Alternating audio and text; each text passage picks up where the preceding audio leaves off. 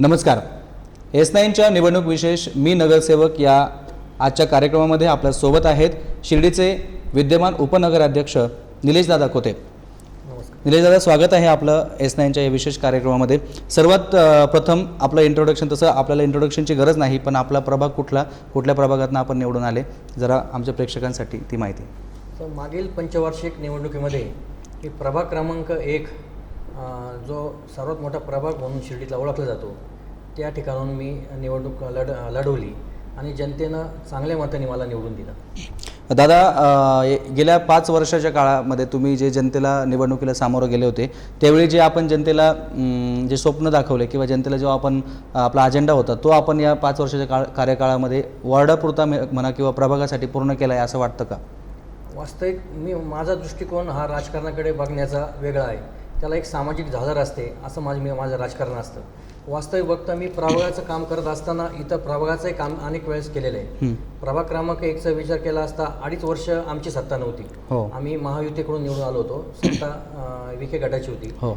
तर तरी देखील चांगल्या जे प्रश्न असतील किंवा चांगले जे घटक असतील, जे विषय असतील, त्याला आम्ही नेहमीच अनुमोदन दिलं. चांगले ठराव असेल किंवा मी असेल किंवा साधनाताई लुटे असेल आमचे नगरसेविका, त्यांनी जो विकासात्मक दृष्टिकोन ठेवून त्यांना त्यावेळेस आम्ही विखे गटाला मदत केली होती. तुम्ही जरा तो पुढचा माझा प्रश्न होता की तुम्हाला या विकास कामामध्ये कुठल्या अडचणी आल्या, पण तुम्ही आता सांगितलं की तुम्ही सत्ताधाऱ्यांना पहिले मदत केली, पण आता ते सत्ताधारी, तेव्हाचे सत्ताधारी आता विरोधक आहेत, ते आपल्याला मदत करतात का तेवढी? तर 2.5 वर्षांनी योगायोगानं साईबाबांच्या कृपेनं सत्ता आमच्याकडे आली.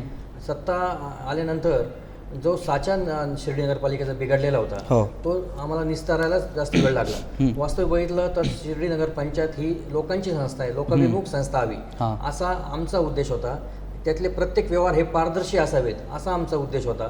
तसं आम्ही नाही 100% परंतु 75% पर्यंत आम्ही पारदर्शकता प्रत्येक कारभारात आणली आहे. आणि सांगायला अभिमान वाटेल की एवढी पारदर्शकता आणलेली आहे की म्हणजे आम्ही जे टेंडर भरतो ते ऑनलाईन टेंडर भरतो, ते सर्व ऑनलाईन दिसतात. म्हणजे टेंडर भरण्यापासून ते टेंडर उघडण्यापर्यंत आम्ही त्यात पारदर्शकता आणली आहे. त्यात कोणत्या प्रकारचा गैरव्यवहार होणार नाही याची दक्षता आम्ही प्रामुख्याने घेत असतो. आमच्या मागच्या एपिसोडमध्ये शिर्डीचे प्रथम नगराध्यक्ष कैलास बापू कोते यांची मुलाखत झाली.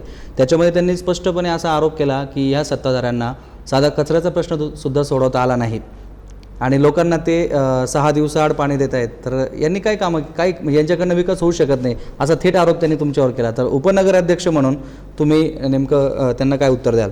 वास्तविक बघितलं तर कचऱ्याचा प्रश्न हा साईबाबांच्या या पुण्यनगरीत निर्माण होणंच मुळात चुकीचं आहे. 2.5 वर्ष ज्यावेळेस त्यांची सत्ता होती त्यावेळेस हा प्रश्न मार्गी लागत होता, परंतु सत्ता आमच्याकडे आली आणि कुठतरी हा प्रश्न जेव्हारी आला. याचं शेवटी जनता दूध खुली नाही. जनतेला सगळं कळतं की प्रॉब्लेम काय आहेत, परंतु आम्ही त्यातूनही मार्ग काढतो, तोडगा करतो. आणि कचऱ्यासाठी जागा बघितली तर अनेक त्या ठिकाणी समस्या येतात, अनेक अडचणी येतात, परंतु शेवटी हा कचरा साई भक्तांमुळे होतो. आज साई भक्तांच्या जीवावर आम्ही पोट भरत असतो, कारण साई भक्त आपण केंद्रस्थानी मानतो. बरोबर. मग या साई भक्तांमुळे होणारा कचरा जर याची विल्हेवाट आम्ही लावत असेल आणि त्यात कुणी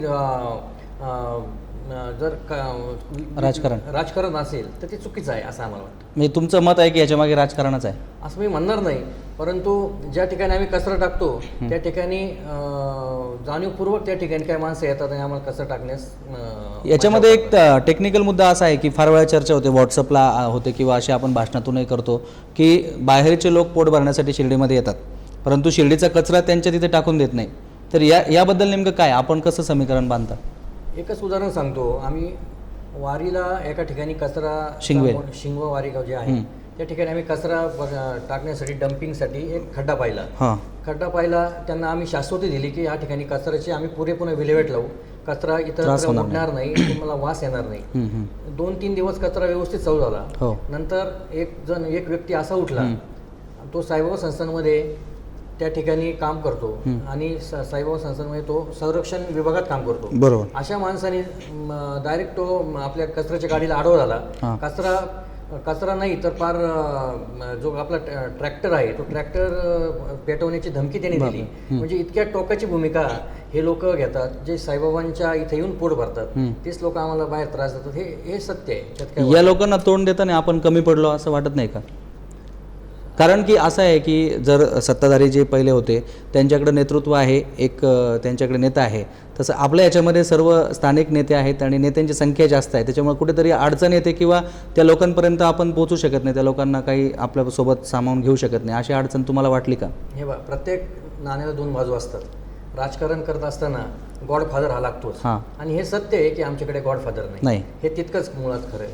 गॉडफादर हा लागेल, गॉडफादर हा लागतोच. बरोबर. जर तुम्हाला जनतेचे प्रश्न सोडवायचे असतील ते आमच्या लेवलपर्यंत आम्ही सोडवतो, परंतु एक विशिष्ट प्रकारची लेवल जर सोडून हे प्रश्न असतील तर त्याला गॉडफादर शिवाय गत्यंतर नाही असं मला तरी वाटतं. या नगरपंचायतीचे उपनगराध्यक्ष म्हणून काम करत असताना प्रामुख्यानं कचरा तर हा विषय झालाच, पण आणखी काय काय अडचणी आपल्याला जुन्या सत्ताधाऱ्यांनी किंवा आत्ताच्या विरोधकांनी तुम्हाला निर्माण केल्या, अशा काही अडचणी आहेत का? तसं मी म्हणणार नाही, कारण राजकारण आहे. राजकारण शेवटी राजकारण नावच त्याला राजकारण पडले, परंतु राजकारण मी तुम्हाला सुरुवातीलाच सांगितलं की मी स्वतः मुळात माझा स्वभाव असा आहे की मी राजकारणाकडे एक सकारात्मक दृष्टिकोनातून पाहत असतो. बरोबर. त्याला सामाजिक एक झालर असते. मग कोणी किती त्रास दिला तर आपण आपली वाट सोडायची नाही, आपण त्यातून चांगल्या प्रकारचा मार्ग शोधायचा आणि जनतेला त्यातून आपल्या राजकारणाचा त्रास जनतेला होणार नाही याची काळजी मी घेत असतो प्रामुख्याने. मग त्यात तो पाण्याचा प्रश्न असेल, कचऱ्याचा प्रश्न असेल, इतर अनेक प्रश्न आहेत. आमचे चांगले ठराव विकासात्मक ते होणार नसतील तो प्रश्न असेल. अशा अनेक गोष्टी आहेत की ते राजकारणाच्या पलीकडे जाऊन सोडाव्या लागतात. बरोबर. आणि आपल्या पहिल्या सेगमेंटमध्ये प्रामुख्यानं आपण चर्चा करत असतो वार्ड किंवा प्रभागातली प्रमुख काही कामं. अशी काही कामं आहेत का पहिल्या 2.5 वर्षामध्ये, म्हणजे सुरुवातीच्या काळात ज्यावेळेस तुम्ही विरोधामध्ये होता त्यावेळी तुम्ही वैयक्तिक नगरसेवक म्हणून केलेली कामं असतील आणि आता उपनगराध्यक्ष म्हणून गावासाठी म्हणून केली, असे काही कामं आहेत ते सांगण्यासारखे असतील तर ते सांगा. ज्यावेळेस मी उपनगराध्यक्षपदाची कार्यभार स्वीकारला त्यावेळेस आज आमचा बघितला तर प्रभाग क्रमांक 1 आणि प्रभाग क्रमांक 2 हे पूर्णपणे विकासापासून वंचित होते. त्या ठिकाणी कोणत्याही प्रकारचा विकास नव्हता. विकास कामं होती तर अगदी तोटपुंजी होते, ते पण अतिशय निकृष्ट दर्जाचे असे कामं त्या ठिकाणी झाली होती. परंतु ज्यावेळेस आम्ही आलो सत्तेमध्ये त्यावेळेस पारदर्शक कारभार असणं, उत्कृष्ट प्रकारचं काम असणं हा आमचा एक प्रकारचा उद्देश होता. आणि जे लोक आपल्याला कराच्या माध्यमातून महसूल देत असतात, आपल्याला उत्पन्न देत असतात, त्याच लोकांना आपण रस्ते, वीज, मूलभूत सुविधा, या मूलभूत सुविधा देणं हा आपला कर्तव्य आहे आणि त्या कर्तव्यात आपण कसूर करू नये असं मला तरी वाटतं. अच्छा. तर लोकांनी निवडून दिलेलं आहे, लोकांना विकास देण्याचं आपलं मूलभूत कर्तव्य आहे असं निलेश दादा म्हणतायत. आपण या गप्पा अशा सुरू ठेवणार आहोत, तत्पूर्वी घेऊयात एक छोटासा ब्रेक. तुम्ही बघत राहा S9चा निवडणूक विशेष कार्यक्रम मी नगरसेवक.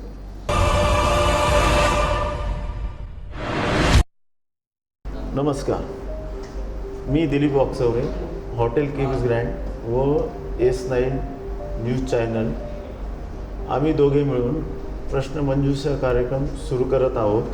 तर आपणा सर्वांना आव्हान आहे का प्रश्नमंजुषा कार्यक्रम सुरू करत आहे तर आपण सर्वांनी उत्तर देऊन आमच्याकडं दुपारी जेवणाचा या संध्याकाळी जेवणाचा लाभ घ्यावा. हॉटेल केव्हिस ग्रँड प्रश्नमंजुषा स्पर्धेतील आजचा प्रश्न आहे, S9च्या नवदुर्गा या कार्यक्रमात दुसऱ्या माळेला घेतलेली मुलाखत कोणाची होती? A. शालिनीताई Vikhe Patil, B. Pushpatai Kale, C. Snehlata Kolhe. वरील प्रश्नाचं अचूक उत्तर पाठवा आणि जिंका हॉटेल केव्हिस ग्रँड शिर्डीचे मोफत डिनर कुपन. प्रश्नाचं उत्तर पाठवा दुपारी 2 ते 3 या वेळेतच. उत्तर पाठवण्यासाठी SMS करा 9764980372 या नंबरवर. अचूक उत्तर पाठवणाऱ्यांपैकी निवडला जाईल भाग्यवान विजेता. चला तर मग त्वरित विचारलेल्या प्रश्नाचं उत्तर द्या आणि हॉटेल केव्हिस ग्रँड प्रश्नमंजुषा स्पर्धेतील विजेते व्हा.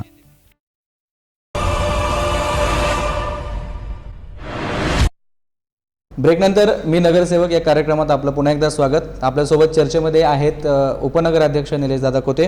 दादा, आत्ता आपण चर्चा करणार आहोत की प्रामुख्यानं तुम्ही जे काही शिर्डीमध्ये कामं केलेली आहे, भरीव कामं आपल्याला त्याला म्हणता येईल, कारण पाण्याचा हा अत्यंत बिकट प्रश्न या कालावधीमध्ये वर्षभराच्या जाणवायला लागला. शिर्डीकरांना पाण्याची मोठी टंचाई भासती आहे. तर या सगळ्या ह्याच्यामध्ये तुम्ही वेळप्रसंगी तुम्ही सरकारी अधिकाऱ्यांशी भांडण करून तुम्ही शिर्डीसाठी पाणी आणलं, तर याच्यात बाबतीत काय सांगा?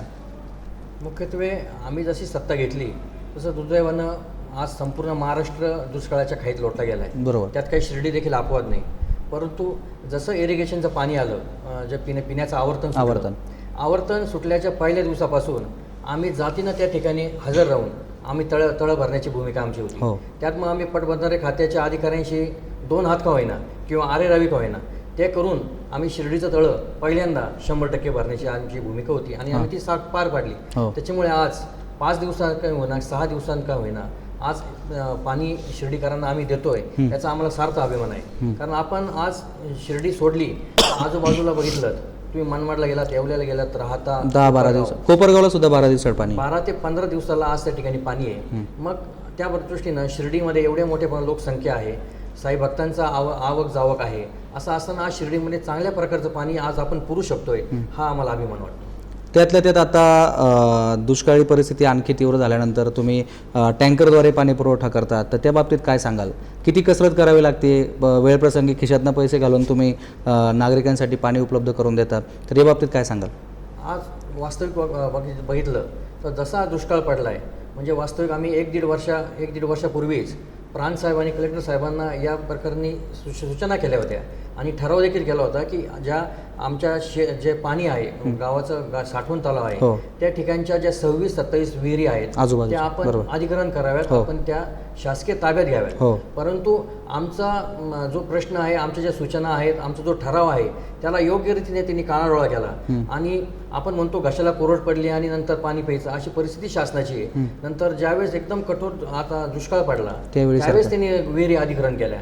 या विहिरी अधिग्रहण जर त्यांनी सुरुवातीलाच 1 वर्षापूर्वीच केल्या असत्या तर अजूनही शिर्डीकरांना आपल्याला 2-3 दिवसाआड पाणी देता आलं असतं. म्हणजे प्रशासनाने देखील आडमोठी भूमिका घेतली, ती एक तुम्हाला अडचण 100% पाणी पुरवठ्याची प्रशासन हे आडमुखी घेण्यासाठी शिर्डीत आहे की काय अशी आमची शंका आहे. बरोबर. याचबरोबर आपण साईबाबा संस्थांचा पैसा इतरत्र देऊ नये यासाठी आपण वारंवार पुढाकार घेतला, कारण आपल्या शिर्डीच्या विकासासाठी पैसे नसताना इतरत्र पैसे देण्याची भूमिका शासन स्तरावरती घेतली जाते, तर याला आपण वारंवार विरोध करत आला. तर असं काय काय तुम्ही नेमके आंदोलनं केले किंवा काय?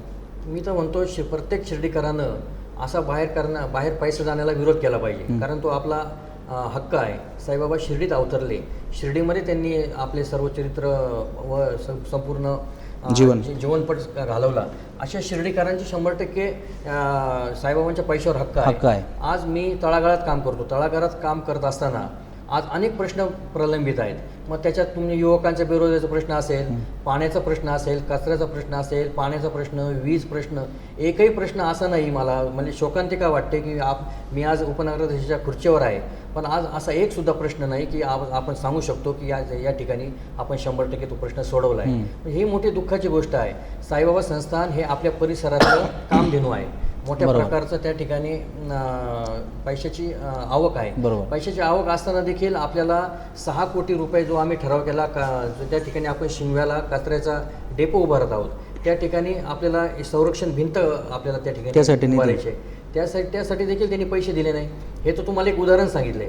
असे आपले जवळपास 70 ते 80 ठराव आणि प्रस्ताव साईबाबा संस्थांकडे पेंडिंग आहे. आणि असे असताना तर आपण बाहेर पैसा नेऊन दिला तर मग आपली दुसरी पिढी येणारी आपल्याला कदाचित माफ करणार नाही असं मला तरी वाटतं. शिर्डी नगरपंचायत, साईबाबा संस्थान आणि शिर्डीकर हे सगळे सोबत घेऊन जाणाऱ्या गोष्टी असतात, परंतु कुठेतरी आता साई संस्थांमध्ये ऐकणारं कोणी नाही. त्याच्यामुळे किंवा वारंवार कोर्टात जाणं किंवा ह्या गोष्टींमुळे फार मोठा शिर्डीचा विकास थांबला असं आपल्याला वाटतं का? 100% मी तर हे जे याचिकाकर्ते आहेत त्याच्याविषयी आपल्याच चॅनलच्याद्वारे तोंड फोडलं होतं. पहिला निलेश कोतेच असेल की त्यांनी या याचिकाकर्त्यांच्या विरोधात आवाज उठवला होता, कारण मी 1-2 केसेसला औरंगाबाद हायकोर्टामध्ये हजर होतो. ह्या लोकांनी लेझर शोला विरोध केला, या लोकांनी उद्यानाला विरोध केला. आता जे पाणी निळवंडेचं आपलं बंद पाईपमधून येणार होतं त्याला देखील विरोध करून ते म्हणे मुळा डॅम म्हणून तुम्ही पाणी आणा. म्हणजे प्रत्येक गोष्टी जर एक घालत असतील तर शिर्डीचा विकास होणार नाही. यामुळे शिर्डीतल्या आता युवकांनी खऱ्या अर्थानं जागृत होऊन याविषयी आपली कठोर भूमिका द्यायला हवी. कारण जर आपण आज आपण झोपेतून जागो झालं नाही तर आपली पुढची पिढी आपल्याला माफ करणार नाही असं मला सांगावंसं वाटतं. शिर्डीत आणखीनही बरेचसे प्रश्न आहे. विकासाचे जरी असले तरी पण असे काही प्रश्न आहेत, गुन्हेगारी आहे, पाकिटमारी आहे. याच्या संदर्भात देखील आपण वेळप्रसंगी पाकिटमारांसोबत सुद्धा आपली हुज्जत झाली आहे किंवा आपल्याला सुद्धा धमकीचे फोन वगैरे आले होते. तर याच्या बाबतीमध्ये काय सांगाल की याला शिर्डीकरांनी किती विरोध केला पाहिजे की शिर्डीकर झोपलेले आहे, शिर्डीकरांनी जागा झालं पाहिजे? कारण आता युवकांची देखील आता एक फळी निर्माण होती, ते स्वतः म्हणताय की आपण स्वतः यांचा बंदोबस्त करू. तर काय वाटतं, काय केलं पाहिजे नेमकं यासाठी? शिर्डीकर झोपले आहे असं मी म्हणणार नाही. पुष्कळ शिर्डीकर असे आहेत की ते जागे देखील आहेत. कारण आज आम्ही सर्व शिर्डीकर साई भक्तांना केंद्रस्थानी मानतो. कारण साई भक्त आले तर आमचं पोट चालतं, हे आम्हाला सर्वांना जाणीव आहे. त्याच्यामुळे येणारा साई भक्ताला आम्ही फुलासारखं जपणार हे आम्हाला 100% आम्ही ती खात्री आहे.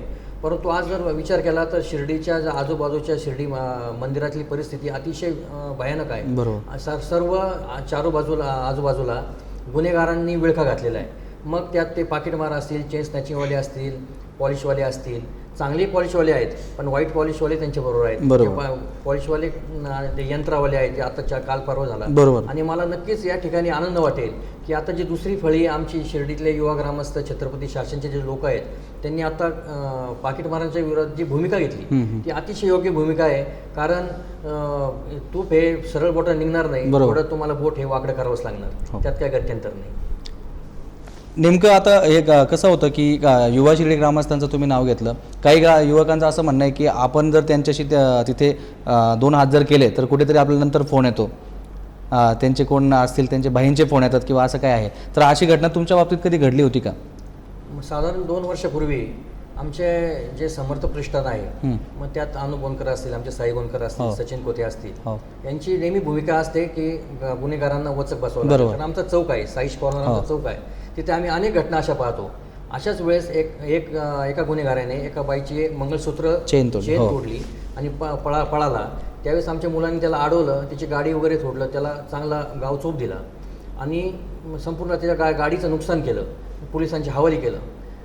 फक्त 2 तासामध्ये मला एका बाईचा नाशिकच्या जेलमधून फोन आला. त्यावेळेस ठाकरे मॅडम हे ॲडिशनल SP होते श्रीरामपूरला, त्यांना देखील मी तो नंबर दिला. तो नंबर एका भाईचाच निघाला. परंतु असे कितीतरी भाई आले तरी आम्ही खाणार नाही, कारण आमच्यासाठी एकच भाई आहे साईबाबा. त्यामुळे आम्ही कोणाला खात नाही, कोणत्या भाईला खात नाही. बरोबर. याचबरोबर आपण असा एक प्रश्न आहे की तुम्ही सत्ताधारी आत्ता आहात, सत्तेत असताना देखील तुम्ही आंदोलनं करता, रस्त्यावर असतात, तर नेमकं याला कारण काय? मुळात सत्तेत जरी असलो तरी सत्ता असली म्हणजे सत्तेची आणि त्या खुर्चीची गुरमी येऊ नये असं मला वाटतं. कारण आपल्याला जी खुर्ची मिळालेली आहे ती जनतेमुळे मिळाली आहे या मताचं मी आहे. मग अशा अनेक प्रश्न आहेत की ते आपल्याला रस्त्यावर उतरूनच सॉल्व्ह करावे लागतात. मग ते रस्ता रोको असतील, इतर आंदोलनं असतील, त्यात मी अग्रेसर आणि नेहमीच हिरारीने भाग घेत असतो. त्यात अनेक प्रश्न आहेत. मग ते साई भक्तांच्या विषयी असतील, पॉकेटिंगच्या माध्यमातले असतील, शिर्डीच्या विकासात्मक असतील, शिर्डीचा पैसा बाहेर जाऊ नये या बाबतीत असतील. या बाबतीत मी खूप आंदोलनं केली आहेत आणि मला त्याचा अभिमान आहे की मी त्या आंदोलनात मी भाग घेतो. तुम्ही आता बोलत असताना रोजगारासंदर्भात एक विषय घेतला होता, तर तुम्ही स्वतः म्हणून रोजगाराच्या संधी उपलब्ध करून देण्यासाठी काही प्रयत्न केलेत का? त्या ठिकाणी युवकांना आज मी बघतो की आपल्या शिर्डीच्या ग्रामस्थांची आणि युवकांची अतिशय बिकट अवस्था झालेली आहे. आर्थिक मंदी जी आहे ती मोठं आज शिर्डीच्या बाजारपेठेमध्ये आज घोंगावते. या आर्थिक मंदीचं सावट ऑटोमॅटिकली त्यांच्या युवकांवर येतं. मग अशा युवकाला जर आपल्याला जर पुन्हा उभारी द्यायची असेल तर त्याला मुख्य प्रवाहात आणणं खूप महत्त्वाचं आहे. मग अशा वेळेस मग अनेक साधनं असतात की जे बँकेच्या माध्यमातून त्यांना कर्ज उपलब्ध करून देणं, त्यांना एखादी रिक्षा घेऊन देणं, एखादी पिकअप व्हॅन घेऊन देणं किंवा साईबाबा संस्थांमध्ये त्यांना रोजंदारीवर लावणं. असे अनेक युवकांना रोजंदारीला लावलेलं आहे. युवकांना रोजगार उपलब्ध करून देण्यासाठी सुद्धा निलेश दादांनी काम केलं आहे असं त्यांनी सांगितलंय. आपण या चर्चेमध्ये अशीच गप्पा मारणार आहोत. आणखी काही राजकीय प्रश्न आहेत जनतेच्या मनातले, ते आपण त्यांना ब्रेकनंतर विचारणार आहोत. तोपर्यंत घेऊयात एक छोटासा ब्रेक.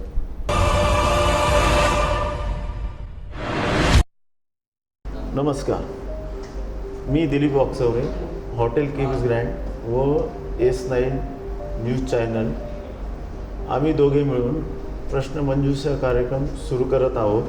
तर आपणा सर्वांना आव्हान आहे का प्रश्नमंजुषा कार्यक्रम सुरू करत आहे तर आपण सर्वांनी उत्तर देऊन आमच्याकडं दुपारी जेवणाचा या संध्याकाळी जेवणाचा लाभ घ्यावा. हॉटेल केव्हिस ग्रँड प्रश्नमंजुषा स्पर्धेतील आजचा प्रश्न आहे, S9च्या नवदुर्गा या कार्यक्रमात दुसऱ्या माळेला घेतलेली मुलाखत कोणाची होती? A. शालिनीताई Vikhe Patil, B. Pushpatai Kale, C. Snehlata Kolhe. वरील प्रश्नाचं अचूक उत्तर पाठवा आणि जिंका हॉटेल केव्हिस ग्रँड शिर्डीचे मोफत डिनर कुपन.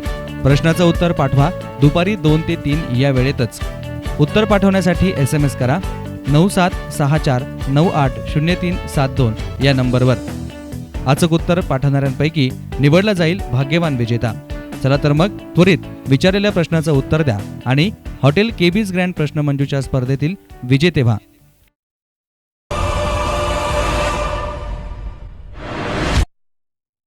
मी नगरसेवक या कार्यक्रमात ब्रेकनंतर पुन्हा एकदा आपलं स्वागत. आपल्यासोबत चर्चा करतायत उपनगराध्यक्ष निलेशदादा कोते. दादा, या युती सरकारने जनतेतून नगराध्यक्ष अशी एक नवीन संकल्पना आणलेली आहे. शिर्डीच्या बाबतीमध्ये जर तसं झालंच तर तुम्ही जनतेतून नगराध्यक्ष होण्यास इच्छुक आहात का? इच्छुक राजकारणात सगळ्यांना पण इच्छा असते, आकांक्षा असतात. राजकारण कारण असताना आपण देखील एखाद्या उच्च पदावर काम करावं असं प्रत्येकाला इच्छा असते. ती त्या बाबतीत माझी देखील आहे. परंतु हा विषय आहे नगराध्यक्ष होण्याचा किंवा हा पूर्ण जनतेच्या हातात आहे. जोपर्यंत जनता आपल्यावर भरघोस प्रेम करत नाही, जनतेचा विश्वास आपल्यावर बसत नाही, तोपर्यंत अशा वल्गना करणं किंवा असे स्वप्न बघणं यावेळेस तरी चुकीचं असं मला वाटतं. कारण अजून पुलाखालून बरंचसं पाणी जायचं आहे. बरोबर. आणि निवडणूक लढवत असताना भविष्यातली जर आपण इच्छाशक्ती सगळ्या गोष्टी असतात, ही निवडणूक लढवत असताना तुमचं नेमकी प्रेफरन्स कुठल्या प्रभागातून असणार आहे किंवा तुम्ही कुठल्या वार्डातून निवडणूक लढवणार आहात? तसं अजून माझं काही चित्र स्पष्ट नाही आहे. कारण आता जसं प्रभाग रचना होते त्याच्यानंतर हे चित्र स्पष्ट होईल. त्यानंतर प्रभाग क्रमांक 1 किंवा प्रभाग क्रमांक 2 असे 2 प्रभाग आहेत की ज्या ठिकाणी माझं वातावरण चांगलं आहे. जनतेचं मी कामं केली, जनतेपर्यंत मी पोहोचू शकलो आहे. जनतेचे अनेक प्रश्न मी मार्गी लावले आहेत. असं ते 2 प्रभाग आहेत की मी माझ्या डोळ्यासमोर ठेवलेले आहेत. शिर्डी नगर पंचायतीचं जर बोलायचं जर झालं तर तिरंगी लढत या निवडणुकीमध्ये होण्याची शक्यता आहे. भाजप सेना आहे, काँग्रेस राष्ट्रवादी आहे. कारण राष्ट्रवादी आपला जो पक्ष आहे त्यांनी नामदार विखेंच्या गटाशी बऱ्यापैकी जुळवून घेण्याचा प्रयत्न इतर ठिकाणी केलेला दिसतो. ग्रामपंचायत निवडणुका असतील, दूध संघ असेल, इतर ठिकाणी. तर त्या धर्तीवर जर तुमची युती झाली तर ते आणि त्या दोन्ही गटातून नाराज असलेल्या लोकांची एक तिसरी आघाडी असं होऊ शकतं.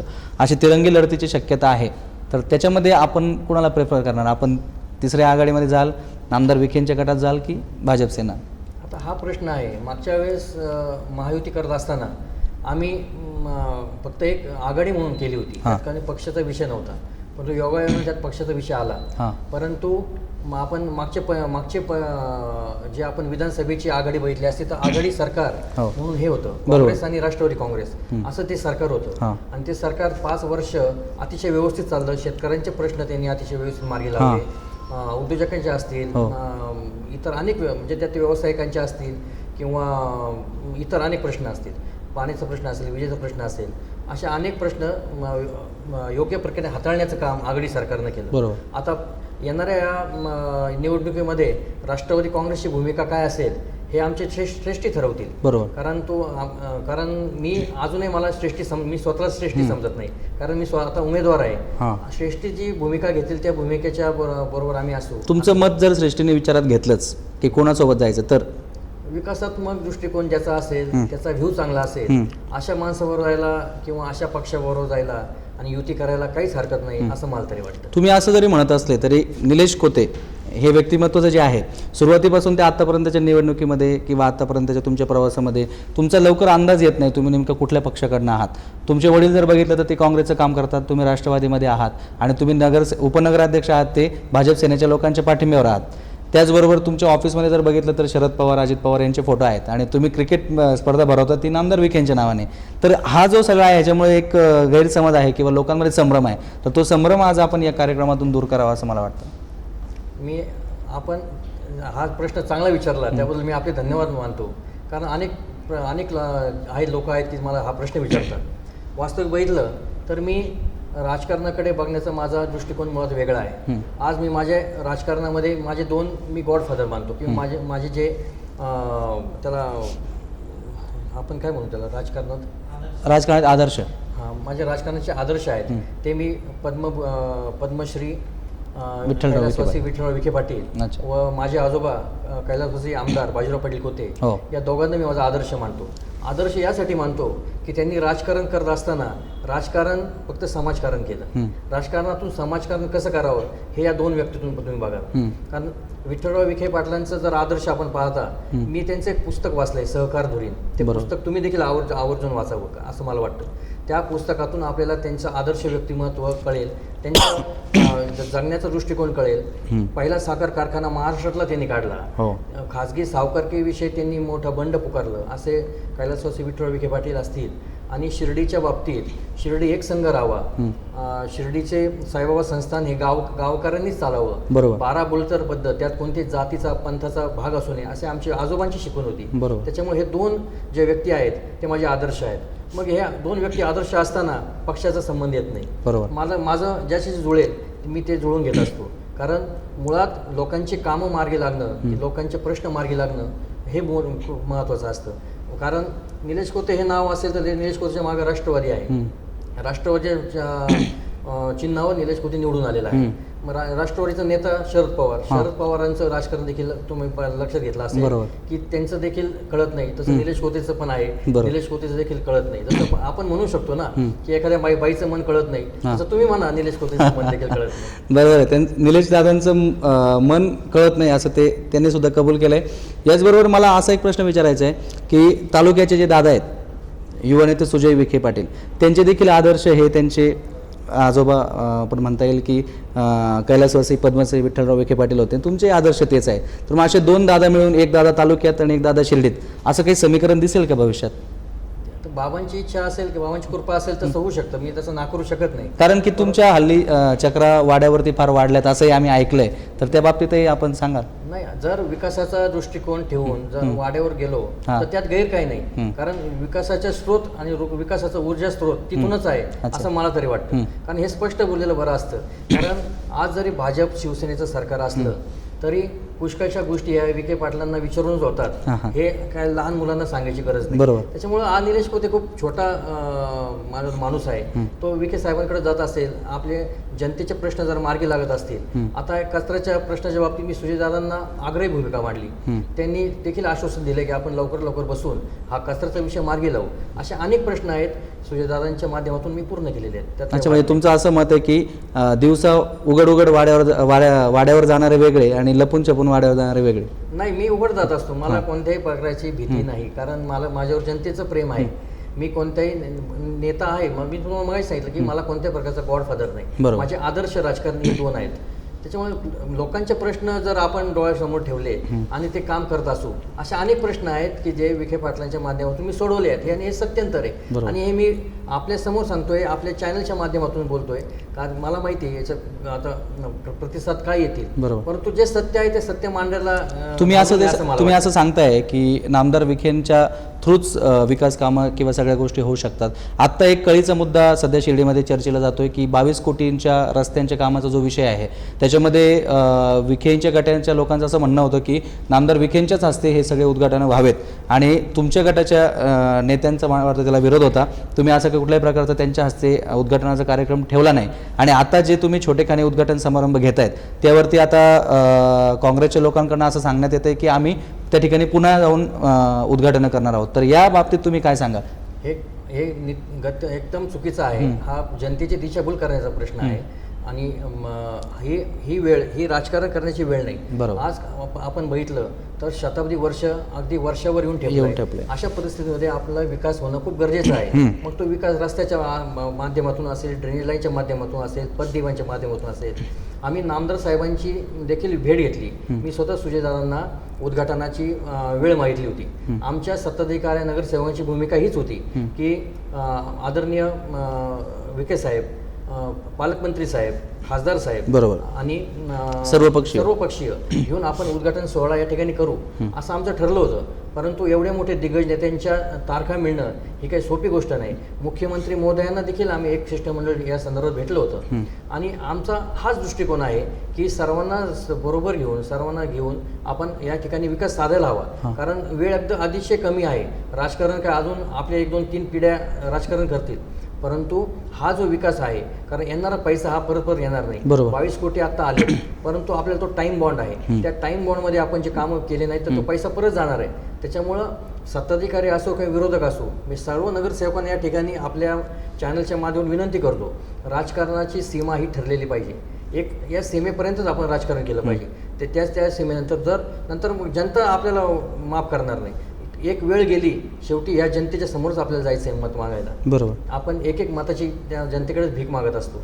मग त्यांना आपण उत्तरं देऊ शकू का, अशी आपली वागण्याची पद्धत पाहिजे असं मला वाटतं. आपण जे आपले परिवर्तन महाआघाडी होती, या परिवर्तन महाआघाडीने साईबाबांच्या समाधी मंदिरात शपथ घेतली होती निवडणुकीच्या पूर्वी, मी कुठल्याही पक्षाला सोबत जाणार नाही, मी एकनिष्ठ राहील.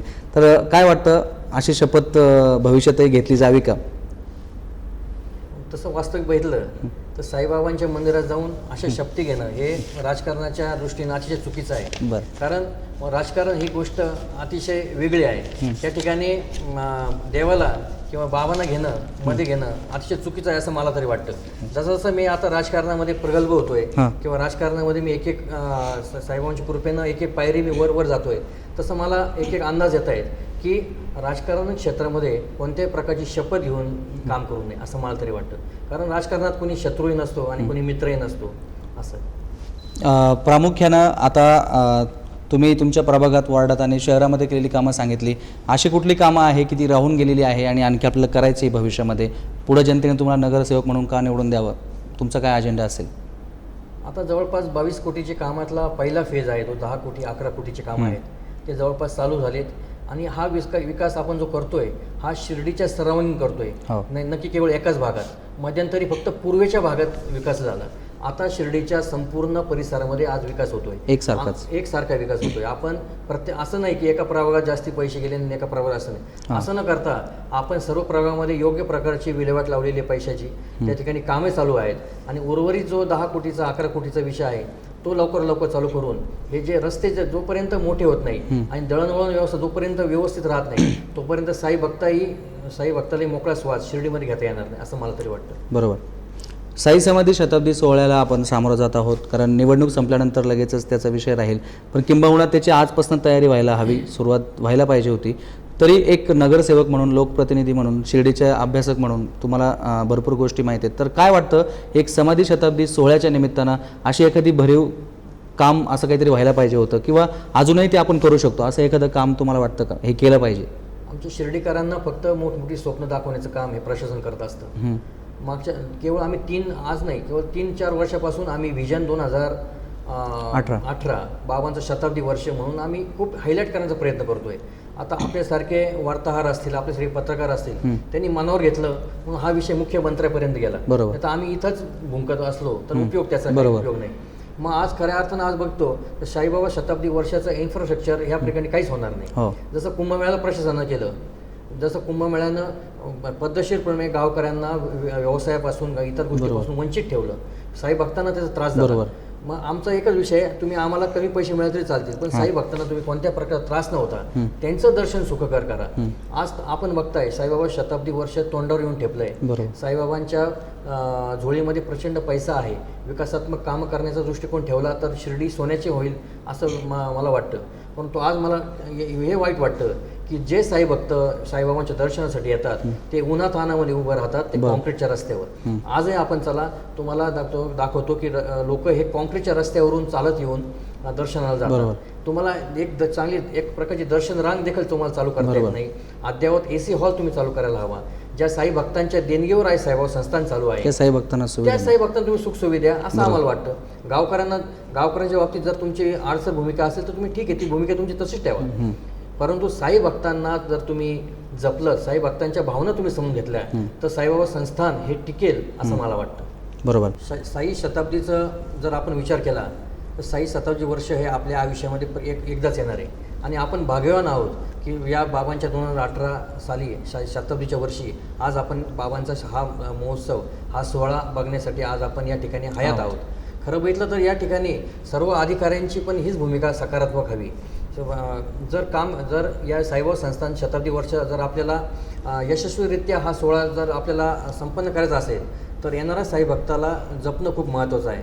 मग दर्शन रांगेचा विषय असेल, सुलभ शौचालयांचा विषय असेल किंवा गुन्हेगारींचा विषय असेल, याविषयी त्यांची भूमिका ही कठोर असली पाहिजे.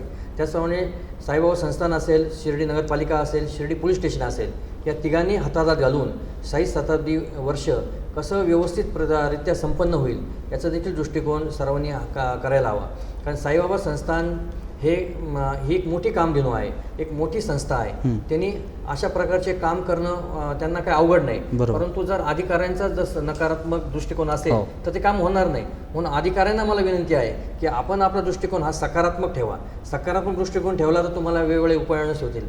अनेक असे भक्त आहेत की ते देणगी स्वरूपात तुम्हाला अनेक लेझर शो असतील, उद्यानं असतील, अनेक गोष्टी असतील की वॅक्स म्युझियम एक जण करायला तयार आहे. बरोबर. अशा अनेक अनेक प्रकल्प आहेत की जे साईबाबा संस्थान. चे भक्त तुम्हाला BOTच्या माध्यमातून द्यायला तयार आहेत. फक्त संस्थांनी घेतले पाहिजे. फक्त संस्थांनी घ्यायला हवेत आणि अधिकाऱ्यांची भूमिका ही सकारात्मक हवी. मग त्याच्यामध्ये तुम्ही महाविद्यालय असतील, अभियांत्रिकी कॉलेज असतील, असे देखील उघडण्यासाठी आपण हालचाल करायला हव्यात. कारण प्रत्येक वेळेस इंजिनिअरिंग कॉलेजचा विषय आला, होऊन देत नाही, कोणी होऊन देत नाही, हे चुकीचं आहे. तुम्ही करा, तुम्ही फाईल तर हलवा, हातपाय तर हलवा, असं काही नाही. कुणी करणार नाही. बाबांच्या याच्यात कुणी आडकाठी आणणार नाही, हे मी सांगतो तुम्हाला. हे आडकाठी कुणीच आणणार नाही. त्याच्यामुळं आमचा जो विद्यार्थी आहे त्याला 20-25 किलोमीटर लांब जावं लागतं. त्याच्यामुळं इथला जो परिसरातला शेतकरी वर्गातले जे विद्यार्थी आहेत ते चांगल्या प्रकारचं शिक्षण घेतील आणि आपण आपल्या आयुष्यात ते उभं राहतील. म्हणून आपण देखील ही जे शैक्षणिक क्षेत्रातली साईबाबा संस्थांची भूमिका ही महत्त्वाची आहे असं मला तरी वाटतं. आता आपण एक शेवटचा प्रश्न आहे की आपण आतापर्यंत केलेल्या कामाबाबत समाधानी आहात का? हो, मी 100% समाधानी आहे. कारण मला पडल्या लगेच झोप लागते. अच्छा. कारण म्हणतात ना, जो माणूस त्याला पडल्या झोप लागते तो माणूस सुखी असतो. त्यातलाच मी एक प्राणी आहे. खरं बघितलं तर राजकारण करत असताना मी कोणत्याही गोष्टीचा स्वार्थ साधला नाही. त्याच्यामुळे मी सुखी आहे. प्रत्येक गोष्ट प्रामाणिकपणे करत असतो. कोणत्या प्रकारची जात पात पंथ गरीब श्रीमंत मी मानत नाही. त्याच्यामुळे मी एक सुखी आहे. बाबांनी मला छोट्या कालावधीमध्ये आणि जनतेच्या प्रेमामुळे मी आज एक मोठ्या उच्च पदावर आहे. आणि आज चांगल्या प्रकारचं माझं नाव शिर्डीमध्ये आपण सांगितल्याप्रमाणे माझं नाव चर्चेत आहे. त्यातच मी समाधान मानतो असं मला वाटतं. लोकांच्या प्रेमामुळे आणि साईबाबांच्या आशीर्वादामुळे मी समाधानी आहे आणि मला रात्रीची चांगली झोप लागते असं उपनगराध्यक्ष निलेशदादा कोते यांनी सांगितलं आहे. आणि आपल्या सगळ्याच प्रश्नांना त्यांनी अत्यंत समर्पक आणि शांततेने उत्तरं दिली. असंच आपण या कार्यक्रमामध्ये विविध पदाधिकाऱ्यांशी चर्चा करणार आहोत. तोपर्यंत आज आपण थांबणार आहोत याच ठिकाणी. बघत रहा S9 न्यूज विशेष कार्यक्रम मी नगरसेवक.